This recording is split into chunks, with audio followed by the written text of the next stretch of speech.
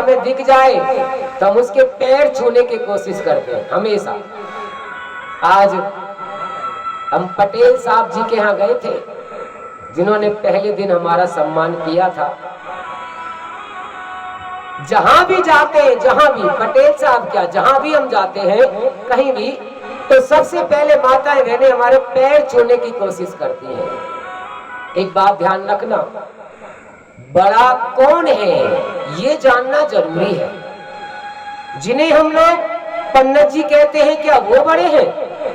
जिन्हें हम लोग साधु महात्मा कहते हैं, क्या वो बड़े हैं? जिन्हें हम लोग कथाकार कहते हैं, क्या वो बड़े हैं? जिन्हें हम लोग व्यास जी कथा वाले कहते हैं, क्या वो बड़े हैं?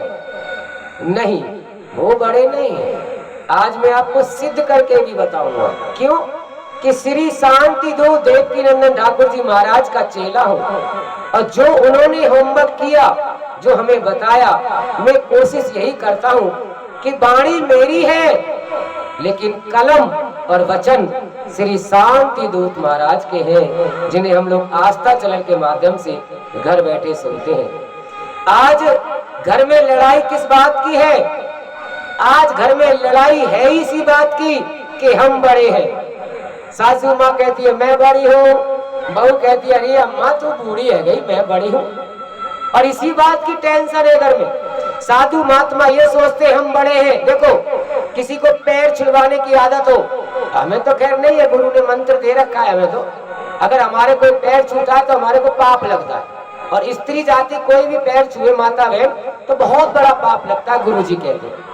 अगर कोई कथाकार पैर छुड़वाता हो और आप उसके पास आ जाएं और आप उसके पैर ना छुओ तो उसका मन विचलित हो जाता है। मेरा सम्मान नहीं किया, मैं बड़ा था, मेरे इसलिए पैर नहीं छुए। तुम नहीं हो बड़े। बड़े हैं कौन संसार में, ये जानना बहुत जरूरी है। आइए आज आप और हम जानेंगे कि संसार में बड़ा है कौन। आप लोग पृथ्वी पर बैठे हो, हम लोग चौकी पर बैठे हैं। कथा वाले सब चौकी पर बैठते, तख्त पर। दिल से सोचना, मन से विचार करना, और एक दूसरे से प्रश्न भी करना, और इस प्रश्न का उत्तर भी निकालना कि पंडित जी ने क्या कहा था कि संसार में कौन बड़ा है। आप लोग मुझे बड़ा समझ रहे हो, इसीलिए मेरे पैर छूते हो। कोई बुजुर्ग बाबा, सीनियर बाबा जो मेरे से बड़े हो भी नहीं, हम नहीं छुड़वाते उनसे। हमें आपकी आशीर्वाद की जरूरत है। हम आपको आशीर्वाद देने के लायक नहीं हुए। महाराज आप स्पीच देते हो, आप ज्ञान देते हो। स्पीच ज्ञान कोई भी देना सीख जाता है। मैंने ब्राह्मण कुल में जन्म लिया, इसलिए गुरुजनों ने कहा कि ये हमारा कर्म है, स्पीच देना सीख जाओ, प्रवचन करना सीख जाओ, कथा करना सीख जाओ। मैं सीख गया। इसका मतलब ये नहीं कि मैं बहुत बड़ा हो गया। और आज इसी बात की टेंशन भी है घर घर में, और हर साधु महात्मा के मन में यही विचार रहता है कि हम बड़े हैं, हमारे इसलिए पैर क्यों नहीं छुए। बड़ा है कौन? अच्छा, आप और हम डिसाइड करते हैं मिल करके। जो चौकी पर बैठता है उसे क्या कहते हैं? चौकीदार। जो चौकी पर बैठे उसे कहते हैं चौकीदार। और जो जमीन पर बैठता है उसे क्या कहते हैं? जमींदार। अब जमींदार बड़ा हो गया कि चौकीदार है जी? जमींदार बड़ा हो गया। हम लोग जितने भी कथा करने वाले हैं, बड़े बड़े ज्ञानी ध्यानी योगी तपस्वी, वो सब चौकी पर बैठते हैं, वो चौकीदार है भगवान के। और तुम जमीन पर बैठे हो, तुम जमींदार हो। चौकीदार बड़ा होता है कि जमींदार? जमींदार बड़ा होता है।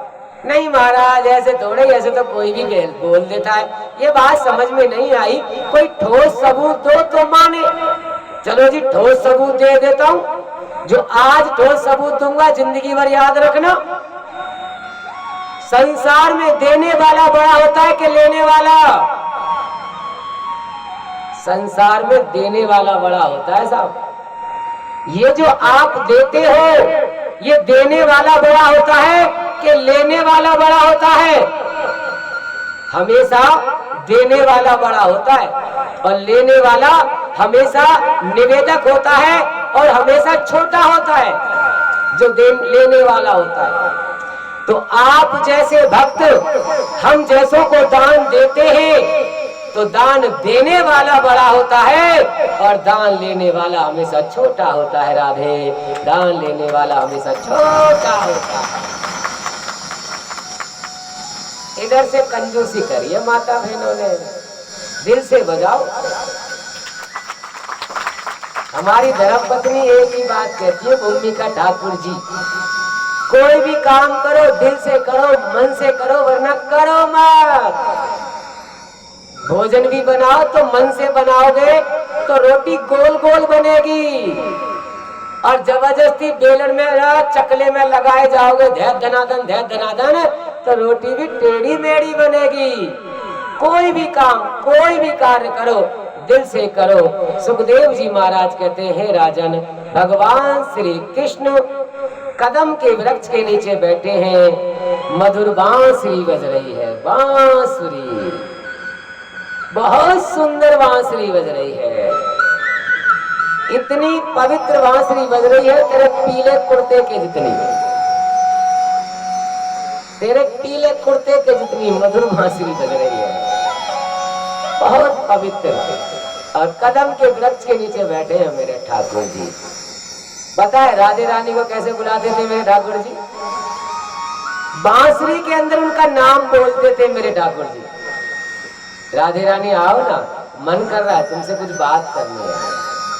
बांसुरी की धुन घूमते घूमते जब बरसाना पहुंचती थी तब जाके राधे रानी के कान में आवाज आती थी कि मेरे प्रीतम प्यारे मुझे बुला रहे हैं, मुझे जाना ही पड़ेगा।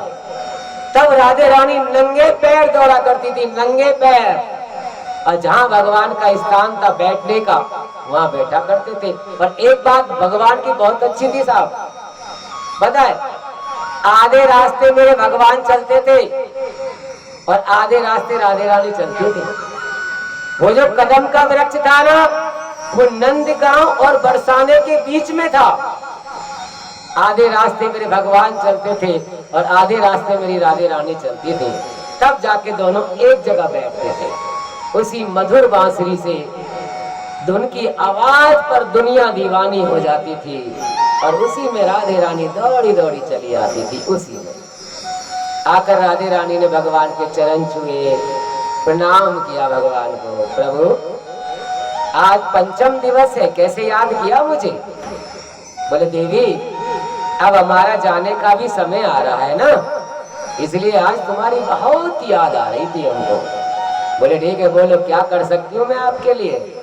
बोले देवी आप गांव में जाकर के सबसे कह देना कि महाराज करने का समय हो गया है। महाराज? बोले हाँ, जितने भी ब्रज में हैं गोपियां वो सब साध्वी है, साध्वी मतलब पिछले जन्म में, अगले जन्म में साधु थे, ब्राह्मण थे, योगी थे, तपस्वी थे, बहुत बड़ी साध्वी थी। इन्होंने एक ही चीज मांगी मुझसे, हे प्रभु आपके वात्सल्य प्रेम के दर्शन कब कराओगे? तो मैंने इनसे वादा कर रखा है कि जब मैं नंदगांव में अवतार लेकर आऊंगा, ब्रज में अवतार लेकर आऊंगा, उस समय मैं सभी गोपियों की मनोकामना पूरी करूंगा।